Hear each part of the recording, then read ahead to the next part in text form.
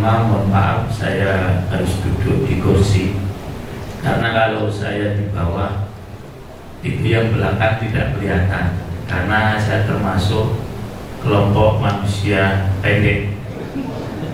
Orang pendek itu biasanya pikirannya panjang, orang tinggi pikirannya lebih panjang. Jadi itulah teman-teman saya. Alhamdulillahirabbil alamin. Wassalatu wassalamu ala asyrofil anbiya'i wal mursalin Sayyidina wa maulana Muhammadin wa ala alihi wa ashabihi ajma'in. Masya Allah kan wa ma lam yasha' lam yakun. La haula wa la quwwata illa billahil aliyyil azim. Amma ba'd. Para ikhwan akhwat muslimin muslimat, lebih khusus Bapak Bupati Sukamara,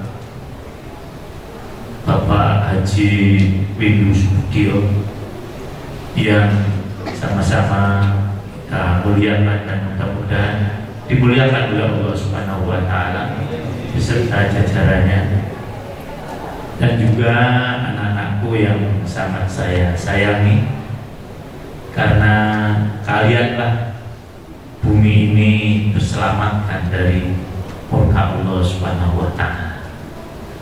Ketika mengambil konten di depan Masjid Agung Sukamara tadi, saya sebutkan sebuah diskusi di mana Allah Subhanahu wa taala berkata untuk membedakan dengan ayat Quran, berfirman, Allah menyatakan, inni ahammu bi'adabi ibadi fa'anzuru ila umaril masajid wa julasail Qur'an wa bildanil muslim fayaskunu bodobi.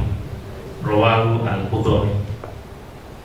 Yang artinya, sesungguhnya saya akan menurunkan azab kepada hamba-hamba saya.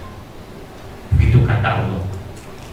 Karena sudah begitu banyak kemaksiatan yang dilihat oleh Allah Subhanahu wa taala, maka Allah murka, ingin menurunkan azabnya.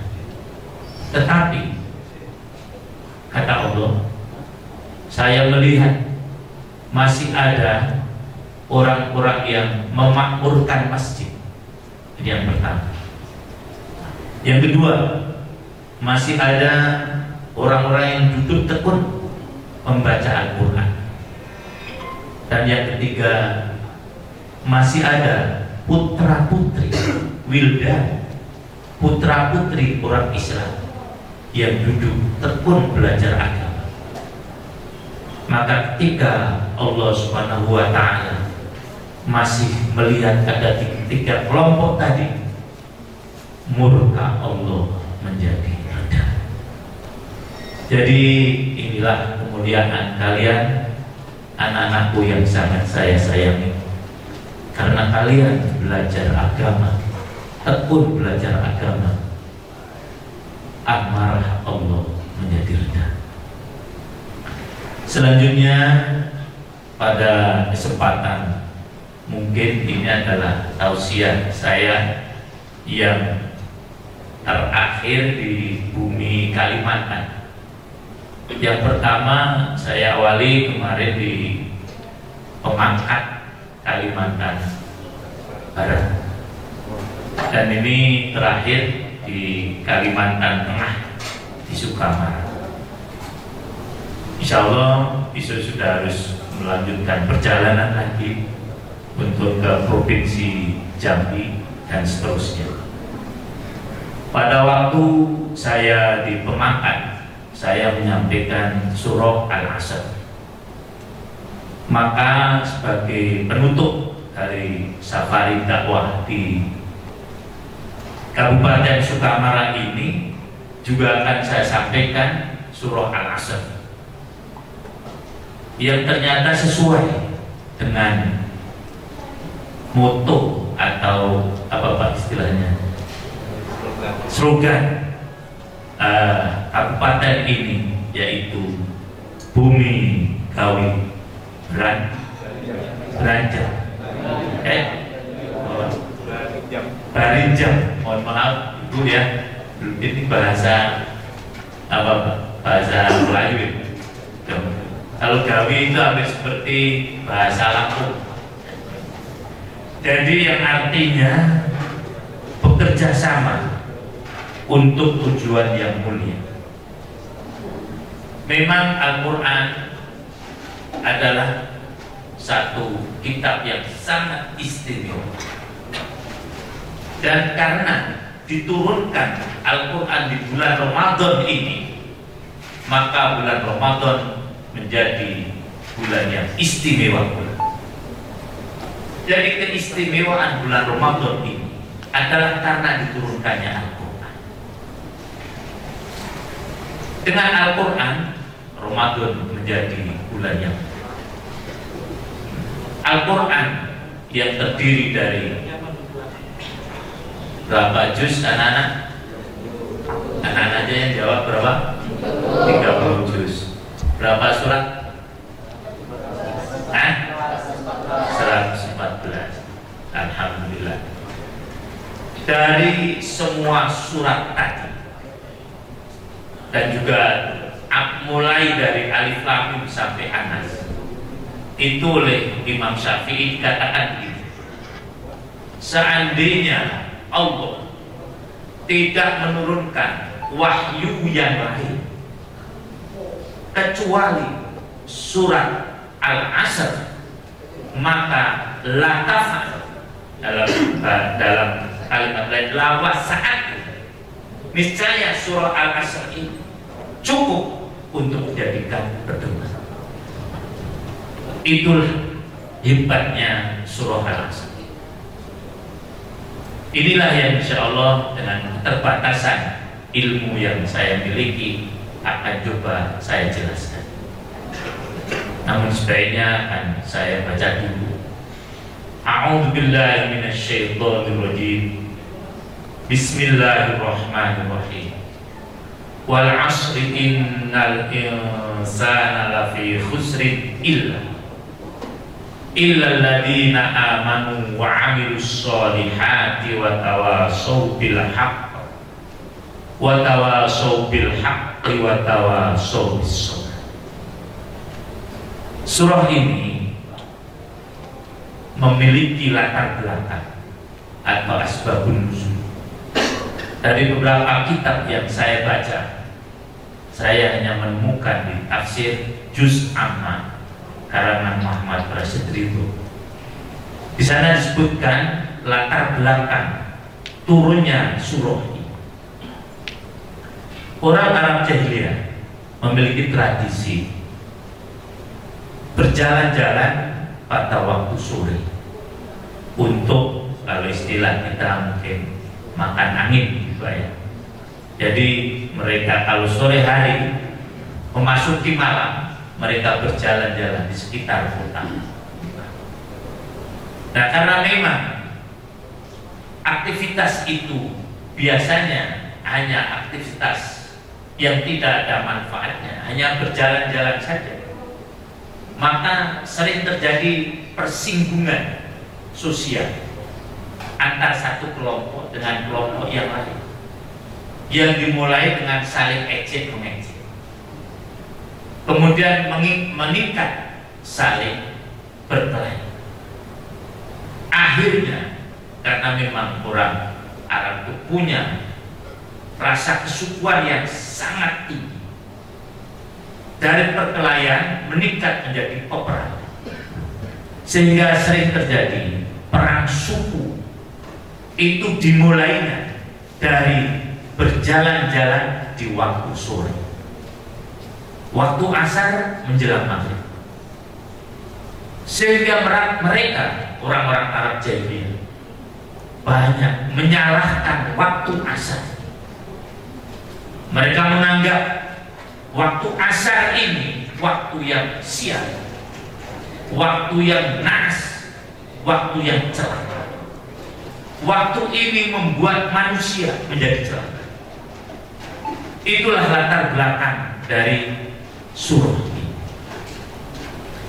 Kemudian Allah menjelaskan, menurunkan surah tadi untuk membantah pengertian itu. Bukan waktu asar yang membuat manusia menjadi celaka, tapi ada beberapa hal yang membuat manusia menjadi celaka. Ayat tadi walaupun hanya terdiri dari 3 ayat, surah tadi maksud kami, walau hanya terdiri dari 3 ayat, tetapi seperti yang dikatakan oleh Imam Syafi'i, apabila kita pedomani surah ini cukup untuk bekal kehidupan. Mari sekarang kita buktikan. Surah tadi diawali dengan sumpah, wal asr, demi waktu asar. Innal insana, sesungguhnya manusia, lafi husrin, sungguh dalam kerugian. Illal ladina amanu, kecuali orang yang beriman, wa amilus sholihat, dan orang yang beramal soleh, wa tawasau bil haq, dan saling berwasiat dengan kebenaran, wa tawasau bis sabr, dan saling berwasiat dengan kesabaran. Ayat tadi atau surah tadi diawali dengan sumpah berupa waktu asar yang tadi disalahkan oleh orang-orang Arab jahiliyah.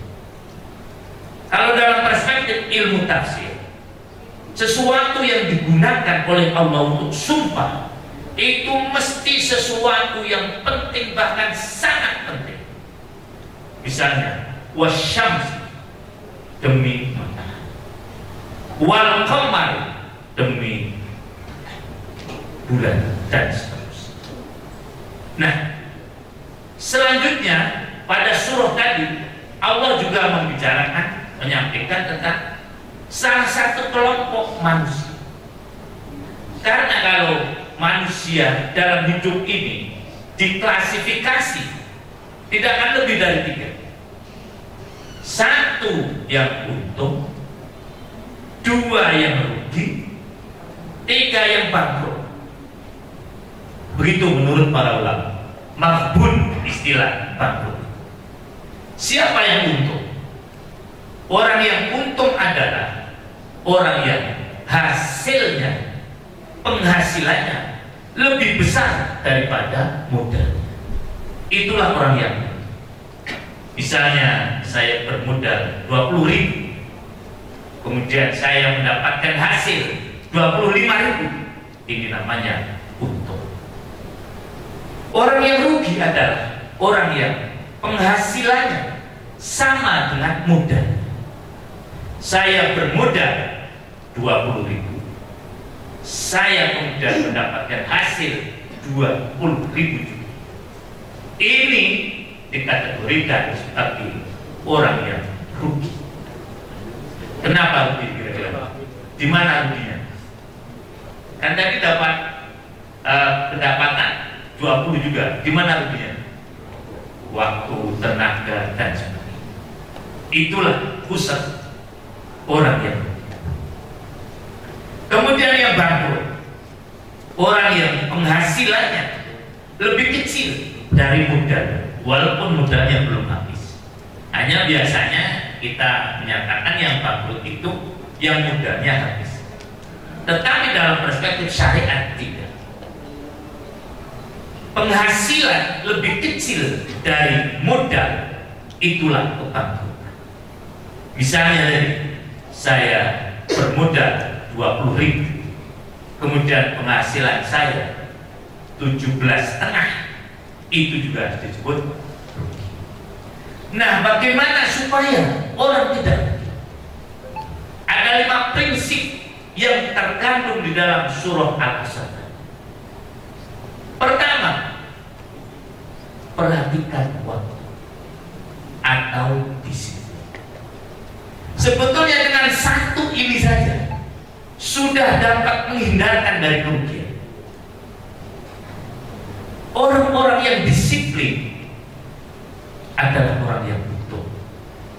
Dan memang biasanya orang yang sukses, orang yang beruntung adalah orang yang disiplin. Negara-negara maju adalah negara-negara yang disiplin. Di antara negara ASEAN ini, saya dialognya dengan anak-anak aja Pak ya. Nah, jangan ini ya. Mana kira-kira anak-anak yang paling maju negara ASEAN ini? Ayo, negara ASEAN dong? Betul, bagus. Singapura. Pernah ke sana? Belum ya. Nah, saya pernah ke sana. Cuma satu saja, yaitu kedisiplinan. Negara-negara yang lain kalah kedisiplinan. Misalnya dari soal membuang sampah, sangat disiplin. Mungkin Pak Bupati pernah ke sana ya. Tidak ada sedikit pun sampah berceceran di jalan. Bersih seluruh. Sampai untuk masjid pun disiplin Pak. Nah ini yang mungkin nggak boleh ditiru. Saya sholat di sana begitu sudah lambat waktu 10 menit masjid ditutup. Jadi sampai semacam itu. Karena memang mereka minoritas kayak. Nah jadi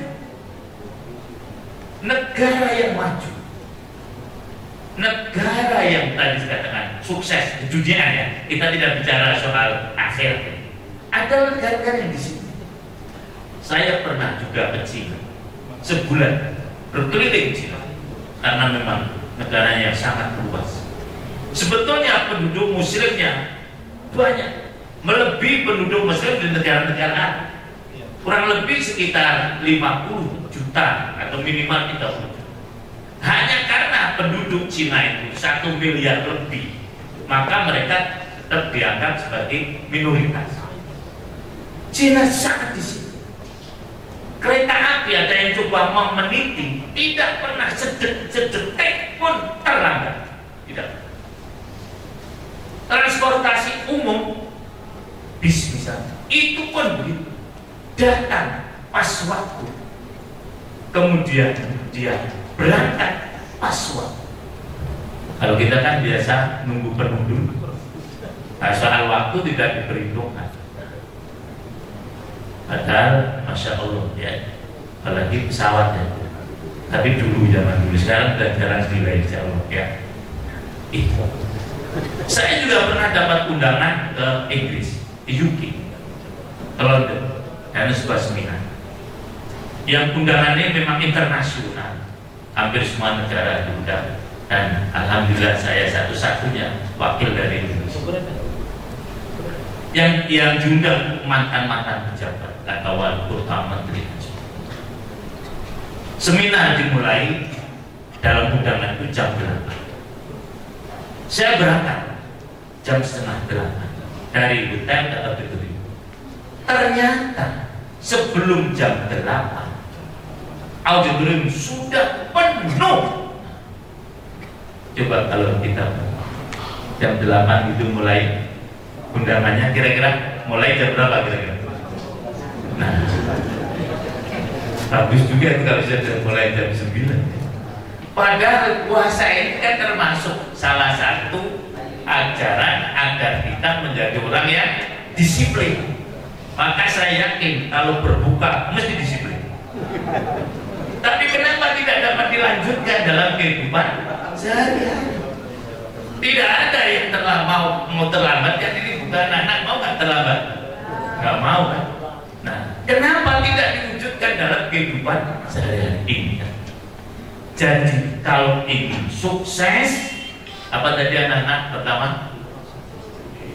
Disiplin, memperhatikan waktu. Satu. Yang kedua, ilal ladzina amanu.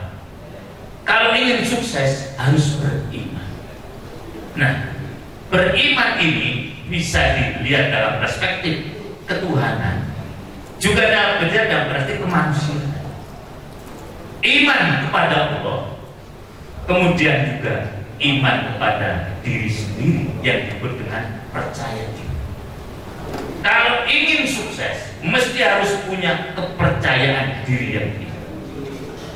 Ulama mengatakan al-i'timad ala nafsi alamatul najah. Percaya kepada kekuatan diri tanda kesuksesan. Orang yang tidak punya kepercayaan diri tidak mungkin dia akan sukses. Tadi atau kemarin yang jalan-jalan, Bupati bisa dibuat contoh ya? Boleh nggak? Boleh. Ini untuk memberi contoh saja. Saya yakin kalau beliau tidak punya kepercayaan diri yang tinggi, kira-kira terpilih nggak jadi bupati ya? Terpilih nggak? Apalagi kan saingannya yang tamatan SMA cuma beliau. Yang lain S1, S2. Tapi justru itu beliau, saya percaya. Nah, dengan kepercayaan diri yang tinggi kita dapat sukses. Sebagai orang yang hidup di Indonesia, kita dalam berbangsa dan bernegara harus punya kepercayaan diri yang tinggi bahwa negara Indonesia ini akan bisa menjadi negara yang maju. Percaya nggak, Nana? Harus percaya. Tetapi kalau orang sudah tidak punya percaya diri, misalnya kita menghadapi COVID, waduh, mati saya, mati betul. Kata orang dokter itu yang mati, karena memang kepercayaan dirinya rendah. Tapi kalau punya kepercayaan diri yang tinggi, yang sembuh itu rata-rata punya kepercayaan diri yang tinggi. Saya juga kena COVID juga. Nah, tapi alhamdulillah saya punya kepercayaan, saya insya Allah sembuh. Karena ya Allah, kalau saya meninggal nanti kemana nasib pesantren saya? Karena memang ya alhamdulillah punya beberapa pesantren di seluruh Indonesia, di sekitar 25. Mudah-mudahan satu saat bisa membuka cabang di Kabupaten Riau. Nah, jadi di samping sudah tentu kepercayaan kepada Allah Subhanahu wa Ta'ala. Anak-anak pernah main bola. Nah, kalau masuk lapangan sudah aduh kalah. Kira-kira kalah apa enggak? Kalah. Ibu-ibu itu pernah nggak waktu anaknya akan ujian itu kemudian bilang begini, nah paling nggak lulus, nah lulus nggak kira-kira? Nggak lulus kan? Karena apa? Tidak ada kepercayaan diri yang ini. Jadi ilaladina aman, dia percaya kepada Allah dan percaya kepada kemampuan diri yang tidak. Hari jam berapa Pak? Berapa bulan? 40 ya. Ibu penata acara saya sampai jam berapa? Nanti terlewat berapa menit lagi ya? 10 menit lagi ya? Bisa ya 10 menit lagi ya? Soalnya makin kesana makin gak fokus. Apalagi suara-suara piring. Tapi nggak apa-apa, ini nasib penceramah Ramadan ya seperti ini. Nah, sudah sekarang yang ketiga ya. Illal ladzina amanu wa 'amilus sholihat. Soleh itu arti aslinya bukan baik. Kalau baik, bahasa Arabnya apa kira-kira anak? Baik dong. Baik, coba. Khair kan? Atau pintar juga kan anak, alhamdulillah. Siapa dulu gurunya kan, gurunya bilang, ah, khair, siapa lagi? Khair, apalagi hasan, ya, hasan. Nah, solih itu arti aslinya sesuai atau pas. Kalau dulu kita di pesantren pakai bahasa Arab, alma solihun lisan atau lisun, air itu pas untuk diminum. Atau kalau bertanya mau hal tasul ila sub. Nah, ini yang kurang, yang tidak menggunakan bahasa Arab karena biasanya kan kalau diterjemahkan kamu jadi ke pasar kan, hal takun ila sub salah. Tetapi hal taslu, apa kamu jadi ke pasar kan gitu. Nah, soluha yasruhu itu sesuai yang artinya sesuai dan pas. Kalau sesuai dan pas biasanya baik apa buruk? Anak-anak baik kan? Contoh peci saya pas nggak dengan kepala saya? Baik nggak jadinya? Nah, coba kalau saya pakai pecinya Pak Bupati, mungkin lebih gede jadi walaupun lebih mahal saya yakin. Tapi karena tidak sesuai, nah masuk di blek gitu, nggak kelihatan mata saya kan. Jadi kalau ingin sukses, bekerja harus solih. Sering saya sampaikan dalam trainer itu yang profesional, itulah solih. Kalau saya sebagai guru, ya saya harus menempatkan diri saya sebagai guru. Kalau sebagai polisi harus menempatkan diri sebagai polisi. Kalau sebagai tentara menempatkan diri sebagai tentara. Ini kalau dibolak-balik nanti tidak karuan, tidak soal. Tentara sebagai guru, guru sebagai tentara. Dalam hal tertentu bisa. Tapi kadang-kadang yang dihadapi anak-anak, misalnya anak-anak sekolah, tidak mesti harus dengan model kemiliteran.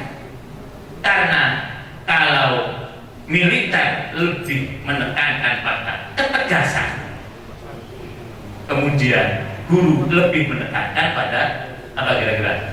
Ini yang jadi guru ada banyak ya. Apa kira-kira? Kasih sayang. Walaupun sudah tentu juga harus tegas. Nah, kalau misalnya guru itu menempatkan diri sebagai militer, setiap anak terlambat tanpa ditanya langsung hukum. Karena kalau di militer kayaknya nggak ada pertanyaan ya. Kenapa sih kamu terlambat? Aduh, kan gitu. Tapi nggak ada orang militer komandan. Aduh, jam segini kok baru datang. Ada kan kira-kira itu? Mohon maaf nggak ada yang tentara. Nggak pernah ada. Tapi kan dulu kan biasa begitu. Nah, kenapa jam segini baru datang? Nah, sampaikan apa? Nah, itu namanya solih. Oleh karena itu, dengan kesolihan itu orang akan sukses. Pas. Saya cerita diri saya dulu menjadi tukang jahit. Nah, tukang jahit untuk masang ini mata kancing.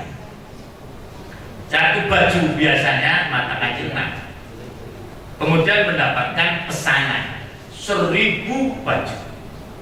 Supaya untung saya buat mata kancingnya hanya 4. Waktu pertama untung saya berapa mata kancing? 2000 kan? Tapi kira-kira yang tadi pesan besok datang lagi nggak saya? Tidak. Jadi rugi lah tidak. Kenapa? Tidak sorry.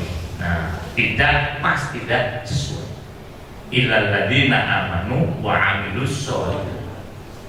Yang kedua, yang keempat, wa tawasau bil haqqi wa tawasau bis sabr. Nah, ini sangat penting.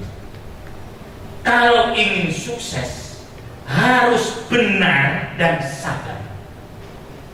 Kenapa sabar diletakkan setelah benar? Dalam perspektif tanasubul ayat wa surah, untuk menegakkan kebenaran memang sangat diperlukan kesabaran. Nah, jadi kalau kita ingin menegakkan kebenaran, kita tidak sabar, tidak mungkin akan tegak. Bagaimana kesabaran Rasulullah Shallallahu Alaihi Wasallam dalam berdakwah? Seandainya Allah menyatakan kun fayakun bisa, tetapi beliau harus memerlukan waktu 23 tahun untuk memerdekakan negeri ini. Perlu berapa tahun? 300. Coba kalau pendahulu kita dulu tidak sabar, negeri ini tidak akan merdeka.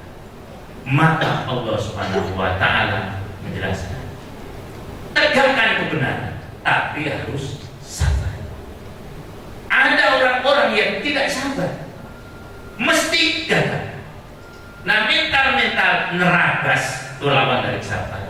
Ini harus dihilangkan.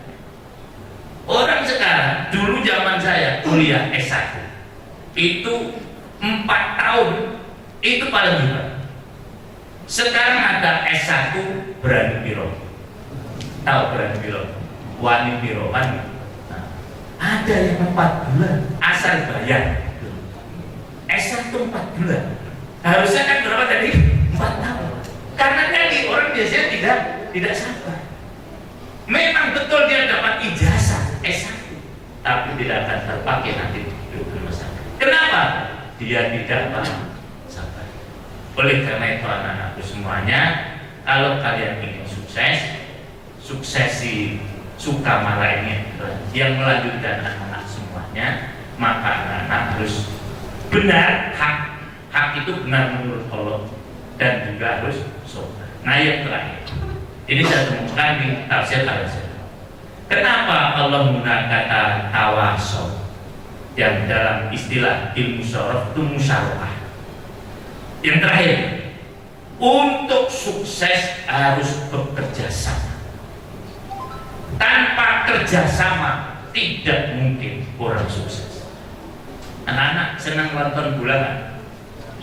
Senang kan? Nah, walaupun sepintar apapun, misalnya siapa yang paling dikenal pemain bola? Ronaldo ya. Itu kira-kira ketika menceploskan bola ke gawang, dia giring sendirian apa dioper? Dioper. Inilah yang namanya apa? Kerjasama. Tanpa kerjasama tidak mungkin sukses. Sepintar apapun, kalau tadi Ronaldo, kalau zaman saya kecil Maradona. Masih kenal Maradona ya? Masih kenal ya?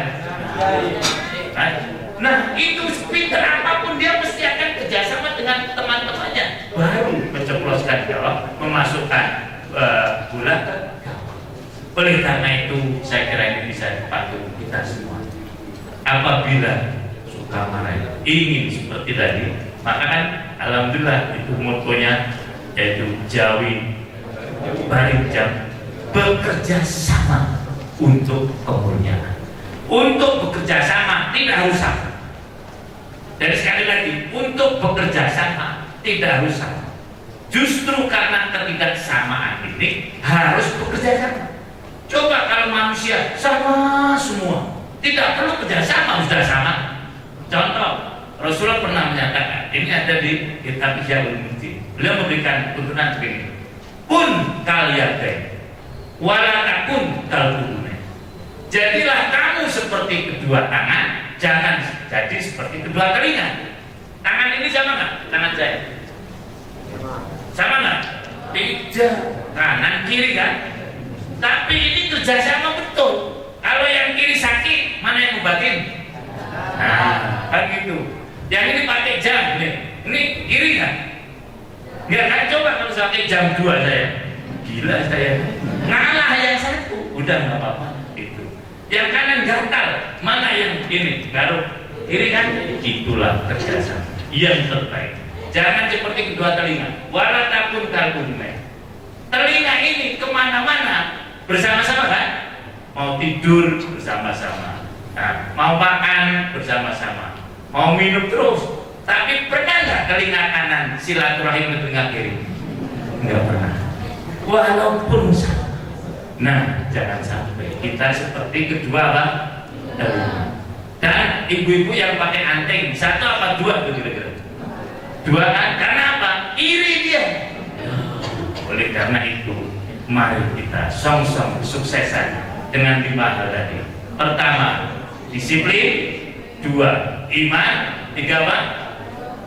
Amal yang soleh. Yang keempat, nanti kerjasama nomor 5, harus benar dan sabar. Dan yang terakhir, bekerja sama. Ya, jadi mudah-mudahan yang singkat ini akan manfaatnya.